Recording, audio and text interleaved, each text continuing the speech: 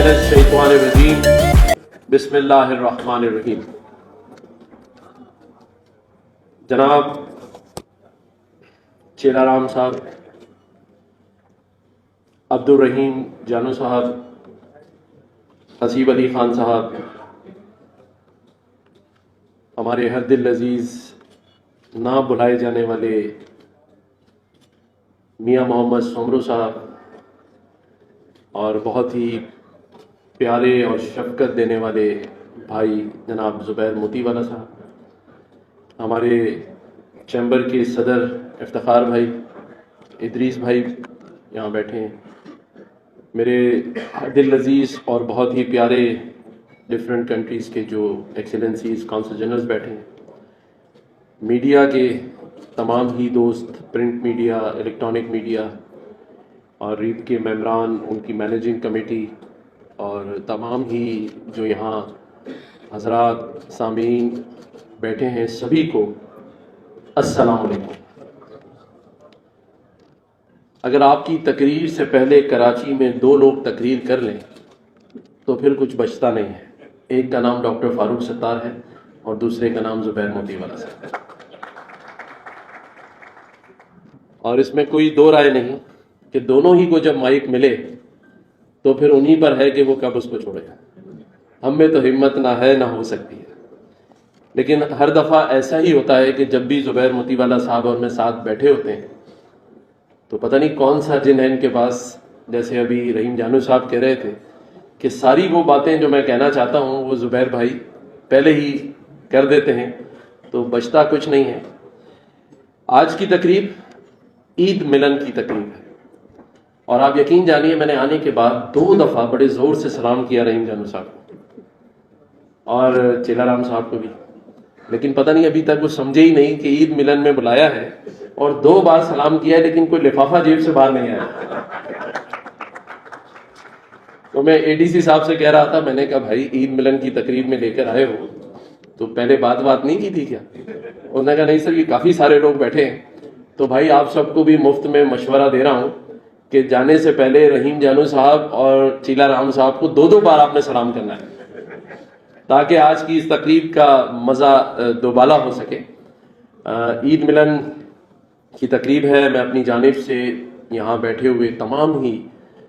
دوستوں کو عید مبارک کرتا ہوں۔ عید کی تقریب ظاہر ہے ہم بڑے جوش و خروش سے مناتے ہیں۔ دعا ہے کہ اس بار جو عید ہم نے منائی ہے اس کے کچھ اچھے اثرات پاکستان کی معیشت اور معاشرت پہ پڑے، جو کہ اس وقت کی بڑی ضرورت ہے۔ آج گورنر ہاؤس کے اندر ہم نے تمام ہی انڈسٹریلسٹ کو بلایا تھا،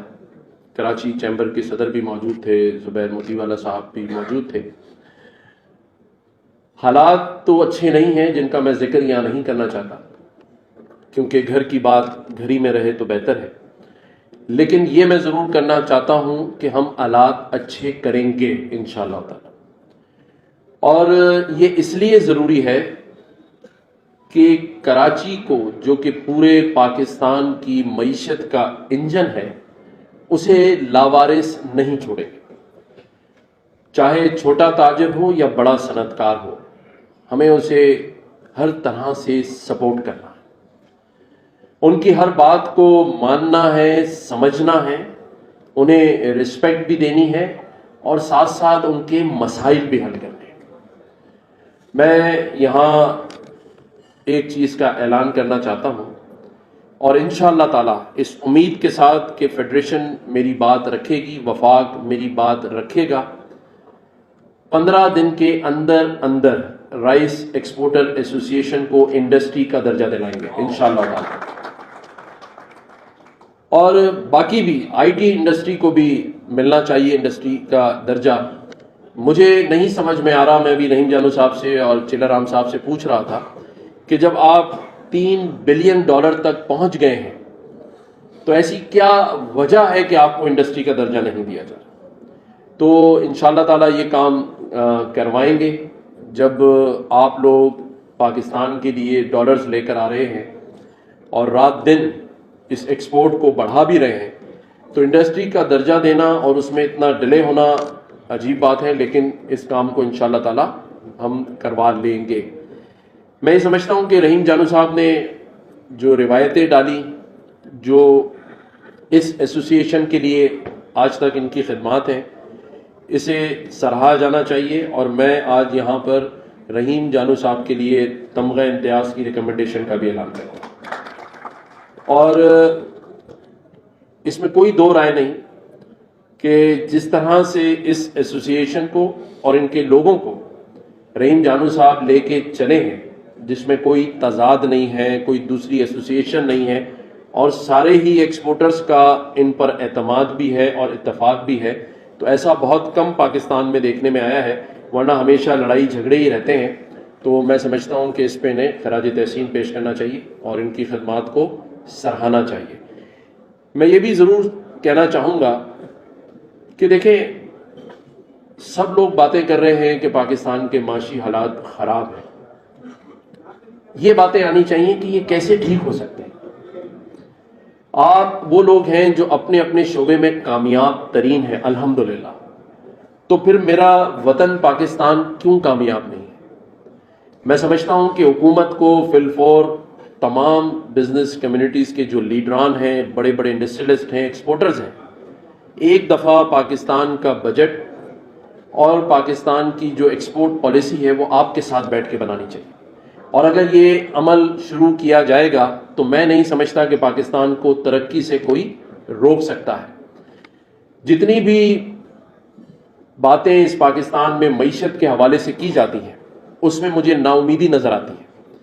لیکن ایک امید کی کرن جسے میں SIFC کا نام دیتا ہوں، وہ پاکستان کی معیشت کو انشاءاللہ تعالی بہت اوپر کی طرف لے کے جائے گی۔ آج جو ہمارے خلیجی ممالک ہیں اور ترکیہ خاص طور پر، اور جتنے خلیجی ممالک ہیں، وہ پاکستان کو معاشی طور پہ اپنے پیروں پہ کھڑا ہوتے دیکھنا چاہتے ہیں، جس کی مثال آپ نے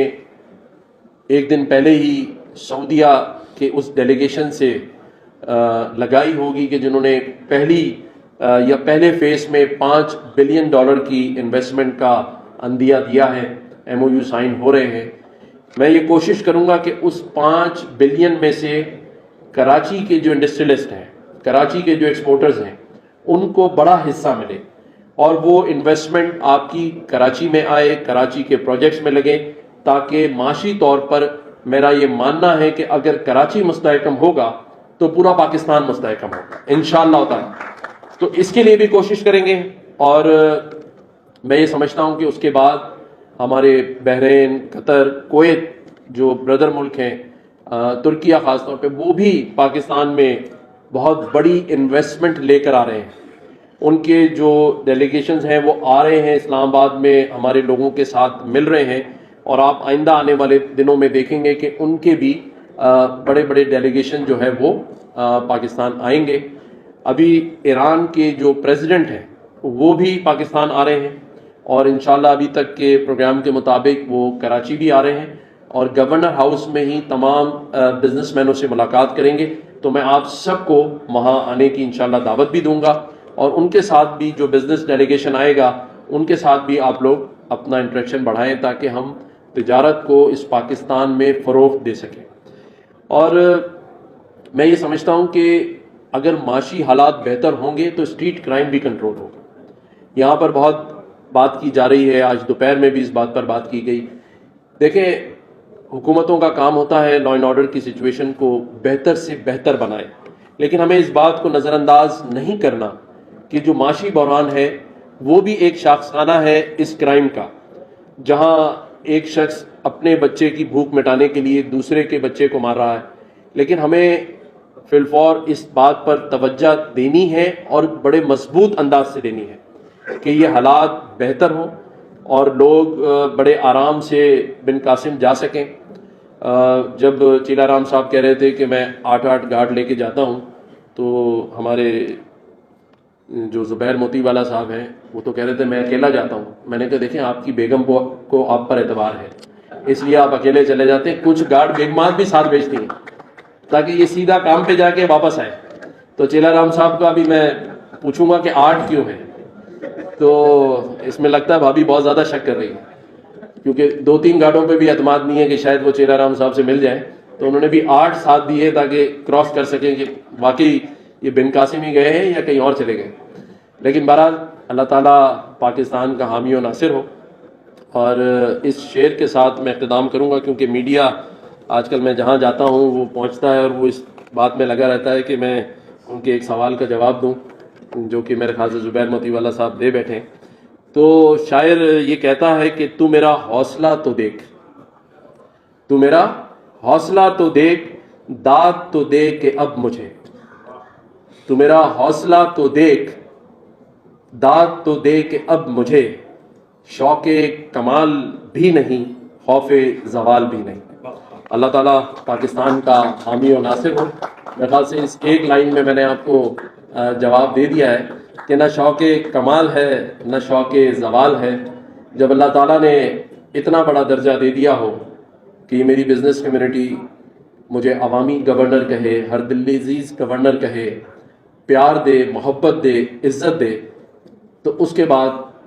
عہدوں کا گمان نہ دل میں آتا ہے نہ دماغ میں آتا ہے. اللہ تعالیٰ یہی محبت آپ لوگوں کی میرے ساتھ قائم رکھے اور مجھے اس پر پورا اترنے کی توفیق بھی دے، اور میں اسی طرح آپ لوگوں کے ساتھ، آپ کے ساتھ شانہ بشانہ مسائل کے حل کے لیے بھاگ دوڑ کرتا ہوں. اللہ تعالیٰ پاکستان کا حامی و ناصر ہو. پاکستان پائندہ باد، پاکستان زندہ باد.